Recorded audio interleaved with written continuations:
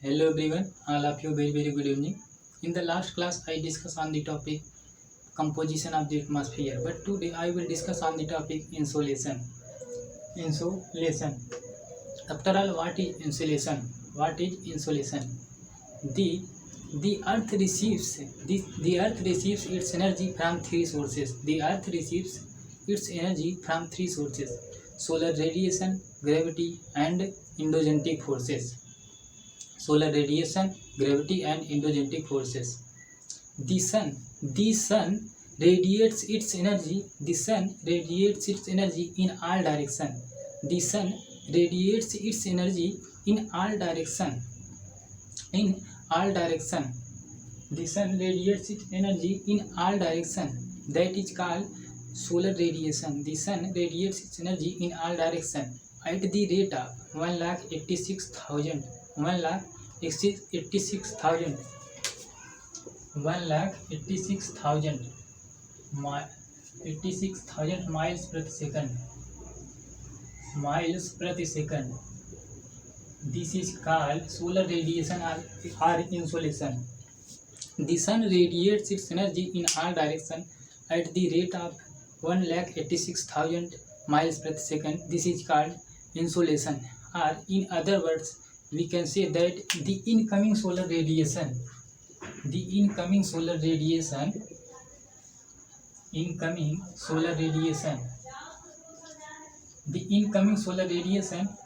is also called insolation. The incoming solar radiation is also called insolation. And the earth receives only 1/2 billionth part of the energy of the sun. The earth receives only 1/2 billionth part of the energy, part of the energy of the sun. And after insolation, let us see what is the mechanism of solar radiation or insolation. What is the mechanism of solar radiation and insolation? Before mechanism, let us see, this is the figure of insolation. Here is coming solar radiation from the sun of outer surface, which is called photosphere. And some solar radiation is absorbed by the atmosphere and clouds, and some reflected by atmosphere in the space, and some solar radiation absorbed by the earth's surface in the form of heat, and some radiation is reflected by earth's surface, and some solar radiation is reflected by clouds in the atmosphere. And after that, let us see what is the mechanism of solar radiation. What is the mechanism of solar radiation? Mechanism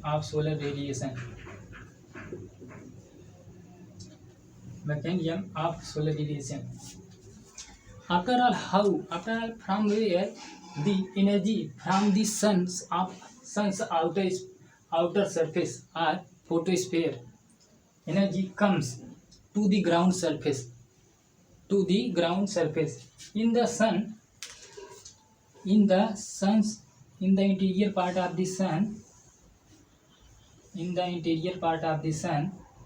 hydrogen is converted into helium. Due to enormous pressure and temperature. In the interior part of the earth, hydrogen is converted into helium due to enormous pressure and temperature, and generate huge amount of heat. In the interior part of the sun, hydrogen is converted into helium and generate huge amount of heat. And after that, this heat comes to the ground surface, comes to the earth surface in the form of salt waves. And this heat is more or less constant. And insolation is also constant. More or less constant. Let us see what is solar radiation. What is solar constant? What is solar constant? The amount of heat received on a unit area of the Earth's surface. Solar constant. Solar constant. The amount of heat received on a unit area of the Earth's surface. The amount of heat received on a unit area of the Earth's surface is a more or less constant. The amount of heat received on a unit area of the surface is more or less constant. That is called solar constant. And there are two basic laws.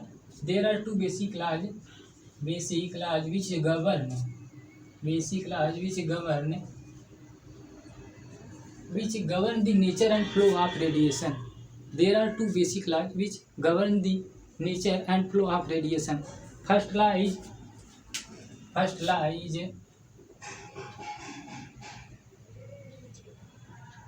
two basic law. First law is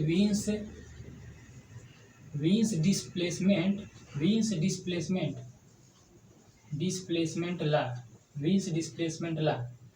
According to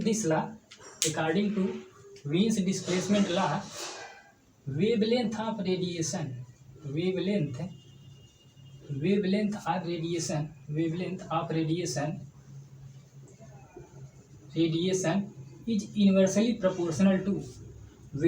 radiation is inversely proportional to temperature of emitting body.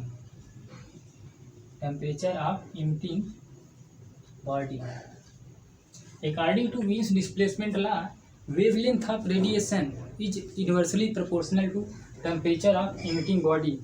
And second law which govern the nature and flow of radiation is Stephen Boltzmann law.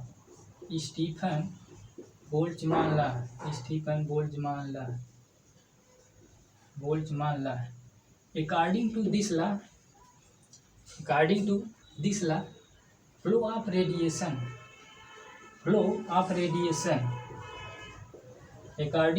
law, flow of radiation is directly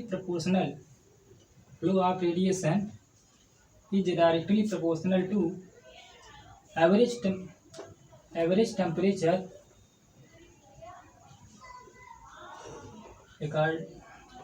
According to this law, flow of radiation is directly proportional to temperature of radiating body.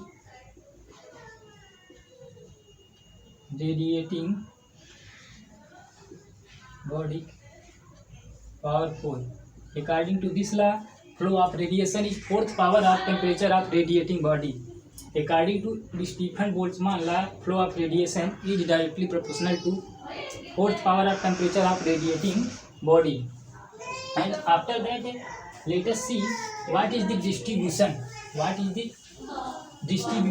of solar radiation. What is the distribution of solar radiation? What is the distribution of insolation? Amount of insolation distribution. Amount of insolation is decreases from equator to polewards.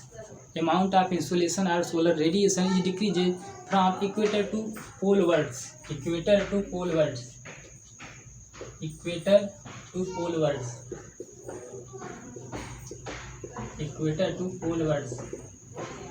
And the amount of insolation is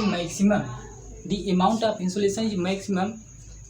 Between Tropic of Cancer and Capricorn.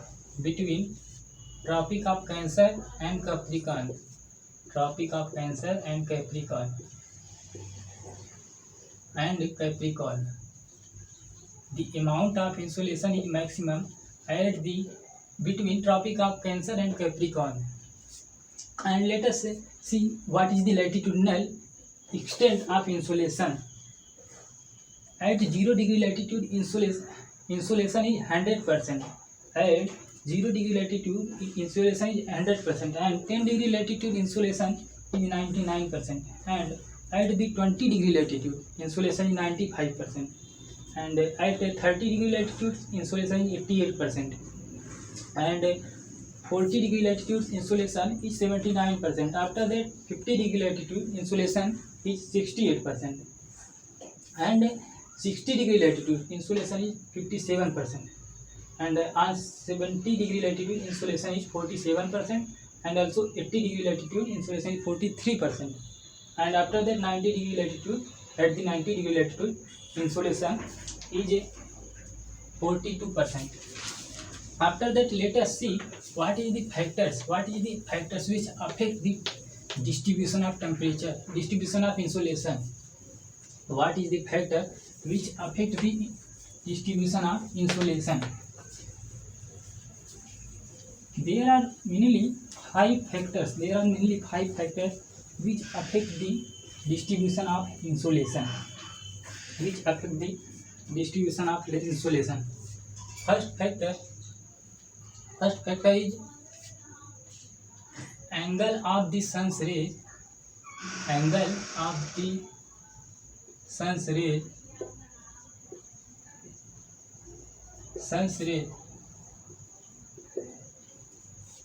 The angle of the sun's rays decreases. The angle of the sun's rays decreases from equator towards polewards.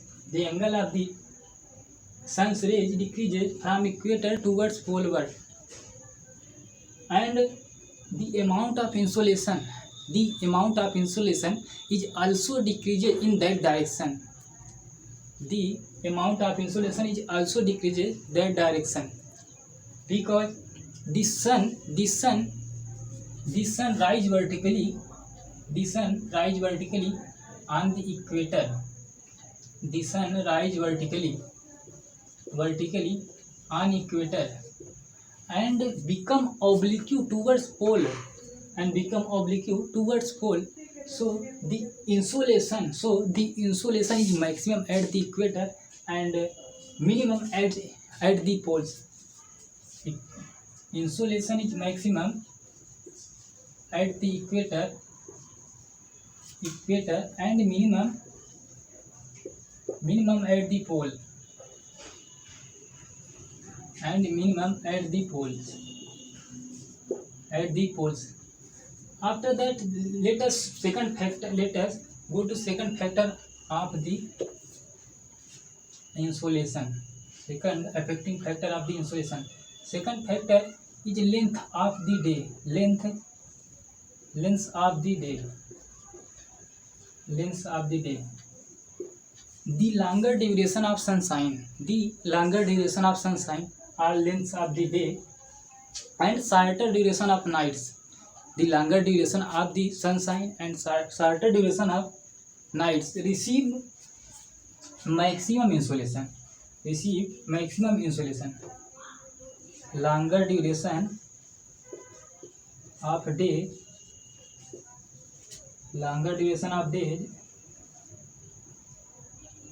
and shorter duration of nights,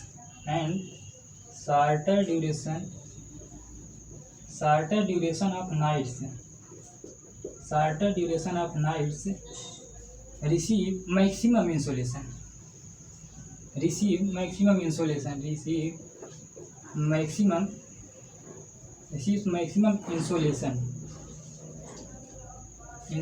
And contrary to this, the shorter duration of the sunshine and longer duration of nights receives minimum insolation. Longer duration of nights receives minimum insolation.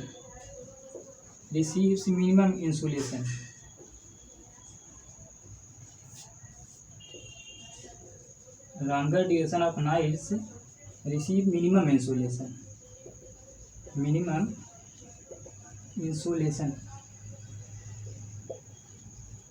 And after second factor, let us go to the third factor which affect the solar radiation or insolation, which affect the solar radiation or insolation. Third factor is distance between sun and the earth. Distance between sun and the earth. Distance between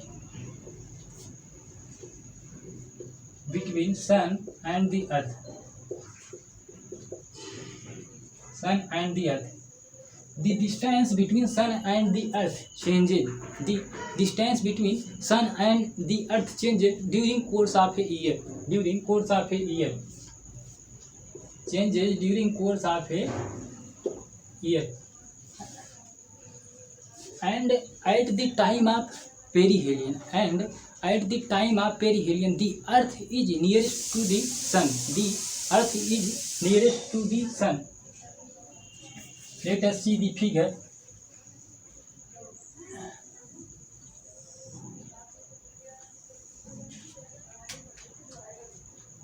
Here is sun and here is earth. Here is earth and this is orbit. This is orbit. Perihelion. Here is perihelion. Perihelion occurs on perihelion 3rd January. 3rd January, and that time the distance between earth and the sun is 147 million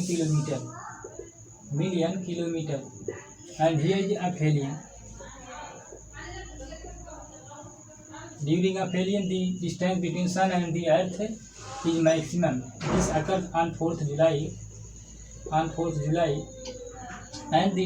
that time distance between sun and the earth is 152 million kilometer.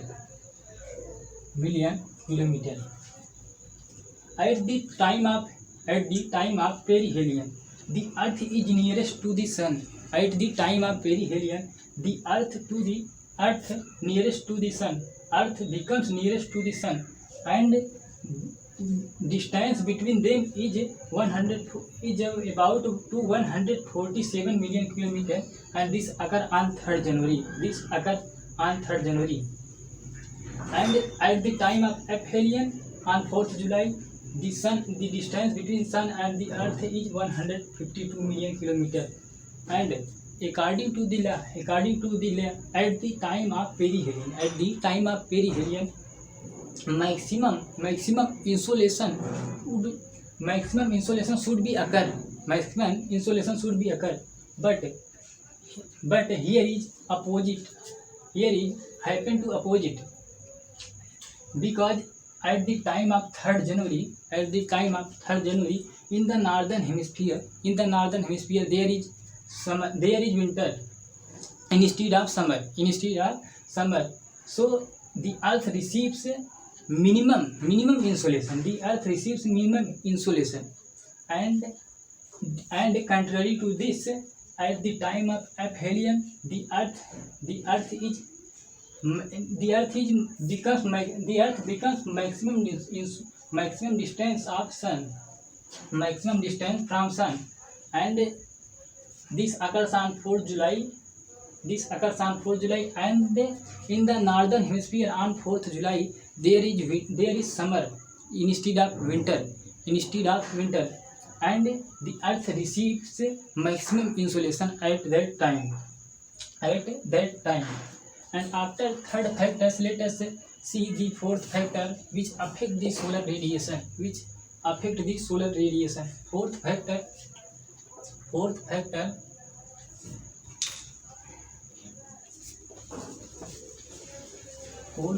is sunspots. Fourth factor is sunspots. Sunspots created on the outer surface of the sun. Are which we called photosphere. Outer surface of the sun is also called photosphere.